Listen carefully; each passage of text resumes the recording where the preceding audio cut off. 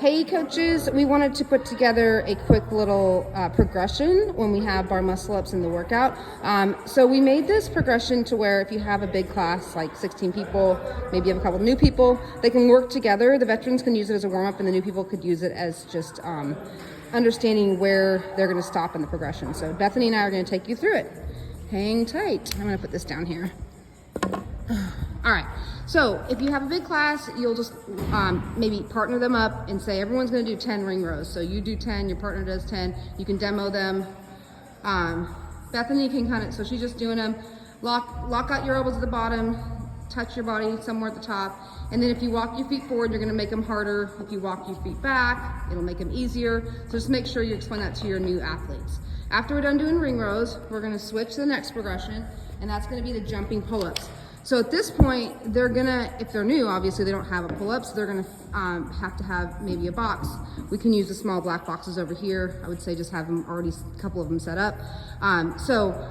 Standards with this, they're gonna bend their knees, lock their arms out, and jump and chin over the bar. And we're not kipping at this point, we're just showing them a strict one. So just straight down, straight up. Good. If you guys want to show them the kip, that's kind of optional. Swing forward, come back around. I think that was a standard for CrossFit in the Open a couple years ago, so that's an option. And then, if that's easy for them, you can lower the box down or take the box to a higher bar, let them try the same thing. And you're wanting to find their most challenging progression here, because bar muscle ups is obviously a high skill level, so again, even if they're new, we want to challenge them as much as possible. So so now Bethany's going to actually start with the back bar.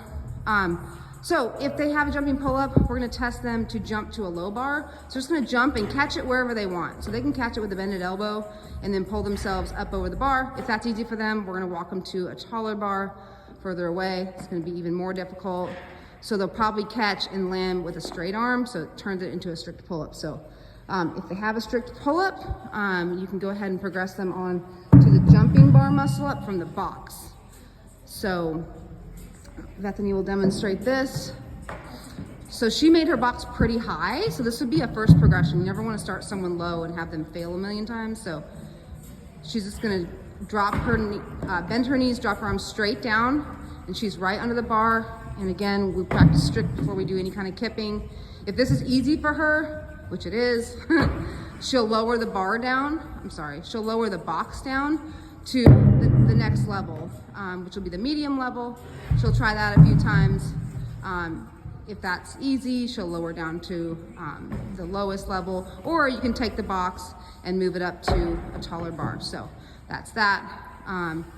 Now in class, guys, we're not gonna have time to actually teach the transition between I have a great jumping bar muscle up and I have all of a sudden a beautiful muscle up. So don't worry about that part. If they have a great jumping bar muscle up and they're almost doing it with a straight arm at the bottom, then we just need to spend some one-on-one time with them. I do a PT or something after class and teach them how to transition from having that jumping bar muscle up into a regular bar muscle up.